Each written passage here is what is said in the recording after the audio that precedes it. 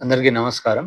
ఈరోజు ఏందంటే, నేను చేసే వీడియో ఏందంటే, రైతులకి ఉపయోగపడే వీడియో చేయడం జరుగుతుంది. కావున ఎవరు గూడంగా ఈ వీడియోని మాత్రము స్కిప్ చేయకుండా పూర్తిగా చూసే విధంగా ప్రయత్నం చేయండి.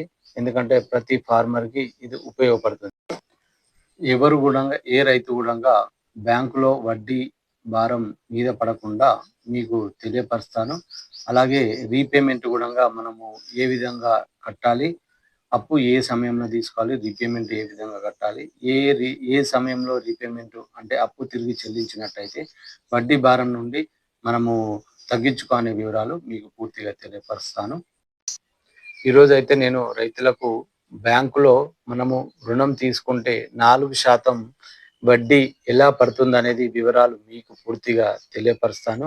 ఎందుకనంటే రైతులు తెలియక తమ లోన్ తీసుకున్న దానిపైన వడ్డీ ఎక్కువ శాతంలో పడి ఎక్కువ అమౌంట్ కట్టడం జరుగుతుంది. దానివల్ల రైతు నష్టపోవడం జరుగుతుంది. అలా నష్టపోకుండా ఈ వడ్డీను భారం నుండి తగ్గించడానికి మీకు చాలా సమాచారం ఇస్తాను. ఉదాహరణకి మనకు ఎస్‌బీఐ బ్యాంకు తీసుకున్నట్టయితే ఒక ఫార్మర్‌గా, ఒక రైతుగా మనము లోన్ ఇచ్చినట్టయితే అతనికి ఎంత వడ్డీ పడతదనే వివరాలు మీకు తెలియపరుస్తాను. ఉదాహరణకి మనకు ఒక రైతుగా ఎస్‌బీఐ బ్యాంకులో రూ. 1,00,000 లోన్ తీసుకుంటారు. ఎన్ని తారీఖు తీసుకున్నారంటే 28/5/2025 రోజున రూ. 1,00,000 లోన్ తీసుకోవడం జరిగింది.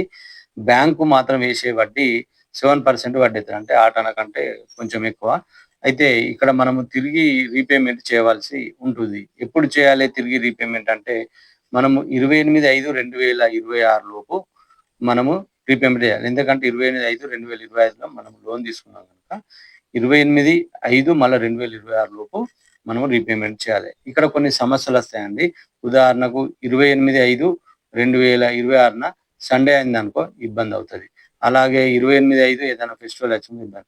అందుకని మనము ఈ 25/5/2026 కంటే ఒక 4 రోజుల ముందు మనం రీపేమెంట్ చేయాలి. ఎందుకంటే బ్యాంకులో హాలిడేస్ వస్తాయి, సండేలొస్తాయి గనుక ఆ తేదీ గిట్లా మిస్ అయినట్టయితే మాత్రము మనకు 12% నుండి 7% వరకు 7% నుండి 12% వరకు వడ్డీ శాతము అధిక భారమైతది. ఒకవేళ మీకు ఈ 28 తారీఖు లోపే మీరు కట్టినట్టయితే, మనకు రీపేమెంట్ చేసినట్టయితే మనకు తిరిగి మనకు 3% అంటే రూ. 3,000 మన అకౌంట్‌కి జమ కావడం జరుగుతది. అంటే మనకు మొత్తం సంవత్సరంలో 4,000 వడ్డీ మాత్రమే రూ. 1,00,000కు పడడం జరుగుతది. అంటే 4% మాత్రమే వడ్డీ పడతదనేది రైతులు గమనించాలి.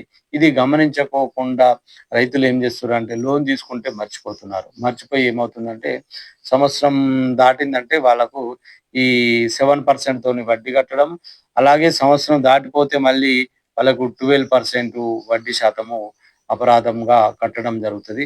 కావున తప్పకుండా దీన్ని మీరు సంవత్సరం లోపులనే మనకు రీన్యువల్ చేసుకోవాలని కోరుతున్నాను. కావున రైతులు తప్పకుండా మీరు సరైన సమయంలో లోన్ రీపేమెంట్ చేయండి. చేయని ఎడల మీకు ఈ 12% వడ్డీ శాతం బ్యాంకులు వేయడం జరుగుతది. రిటర్న్ రావాల్సిన మనకు 3% గానీ, మనకు 3,000 గానీ, తర్వాత 7% గానీ వడ్డీలు పడకుండా 12% పడతది. ఇన్ టైమ్‌లో మాత్రము ఖచ్చితంగా కట్టుకోవాలని మీకు తెలియపరుస్తున్నాను. ఈ రూ. 1,00,000 గావచ్చు, 2,00,000 గావచ్చు, 3,00,000 కావచ్చు. ఈ విధంగానే మనకు ఈ వడ్డీ శాతాలు కాలిక్యులేట్ చేయడం జరుగుతది. అలాగే ఇది ఎస్‌బీఐ బ్యాంక్‌లో మీకు ఇలాంటి అవకాశాలు ఉండడం జరిగింది.